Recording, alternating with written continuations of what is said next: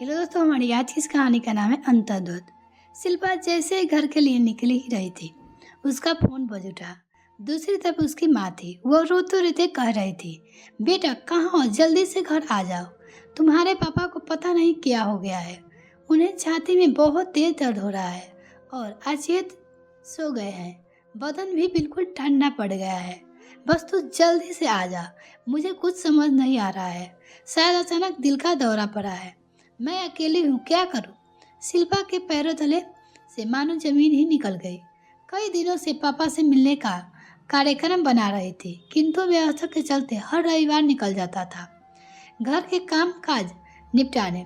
शिल्पा एक बहुराष्ट्रीय कंपनी में सीनियर पद पर कार्यरत थी। शिल्पा अपने माँ बाप की एकलौती बेटी थी और इसी शहर में रहती थी। फिर भी कई बार महीने बीत जाते थे अपने माँ बाप से मिले हुए। फोन पर तो एक दिन में कई बार बात हो जाती थी। उसके 2 बच्चे थे और सास ससुर भी थे। भरा पूरा परिवार था। रविवार के दिन उसे सारे सप्ताह के कार्य निपटाने होते थे।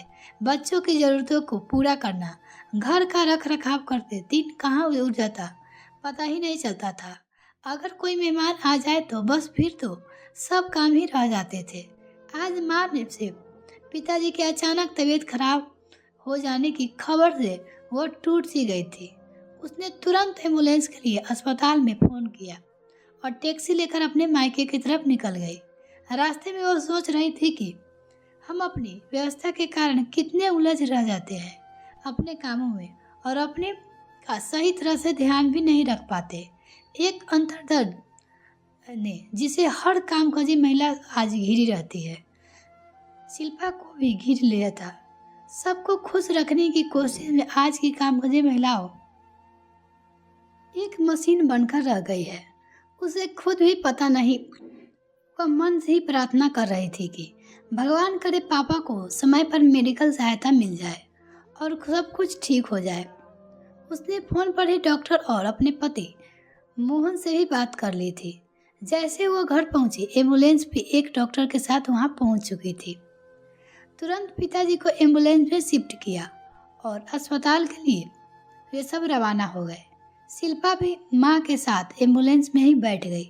आज अगर पापा को कुछ हो जाता तो मैं क्या करती, यही विचार शिल्पा के मन में बार बार उठ रहा था। तभी उसके मन में एक विचार आया कि क्यों एक लड़की अपने माता पिता का ख्याल साथ रखकर नहीं कर सकती। शायद इसीलिए लोग नहीं चाहते कि लड़की पैदा हो। इसलिए कहा जाता है कि लड़की तो पराया धन होती है। लेकिन आज जब लड़कियां अपने पैरों पर खड़ी हो गई तो यह भेदभाव क्यों। शिल्पा दूर कहीं खो गई थी अपने अति में।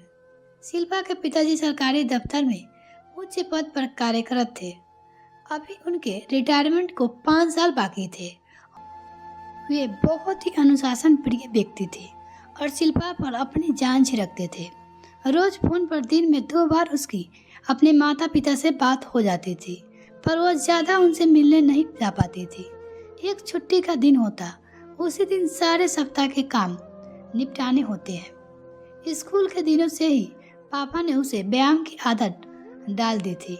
वो दोनों सुबह सुबह पार्क में इकट्ठे हो जाते थे और नियमित दौड़ लगाते थे। खान पान में भी पापा बहुत सादा भोजन भी लेते थे। सिगरेट का तो उन्हें कभी हाथ नहीं लगाया था। इसके बावजूद दिल का दौरा, उसे कुछ समझ नहीं आ रहा था। एम्बुलेंस फटाफट भर्ती हॉस्पिटल की तरफ बढ़ रही थी। एम्बुलेंस में डॉक्टर साहब ने पिताजी को एक से इंजेक्शन दे दिया था, पर उनकी हालत ज़्यादा खराब होती जा रही थी। पास बैठी उसकी माँ लगातार रोए जा रही थी। उसने माँ के हाथ को अपने हाथ में लेकर सहलाना शुरू किया और दिलासा देने की कोशिश की। अंदर से तो वह खुद भी बहुत घबराई हुई थी। यह भी अच्छा था कि उसके सास ससुर घर पर ही थे और बच्चे उनके पास सुरक्षित थे। एम्बुलेंस हॉस्पिटल के आपातकालीन कक्ष के सामने रुक गई। वहां उसके पति पहले से ही पहुंच चुके थे। तुरंत पापा को एम्बुलेंस से अस्पताल में शिफ्ट करा दिया गया।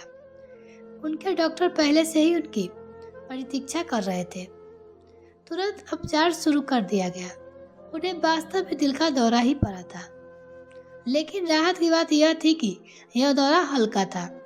वो अपनी माँ और पति के साथ प्रतीक्षालय में जाकर बैठ गई और भगवान से पापा के स्वास्थ्य के लिए प्रार्थना करने लगी। ईश्वर की कृपा से उसके पापा ठीक हो गए और कुछ ही दिनों में उन्हें वापस जाने के लिए कह दिया गया।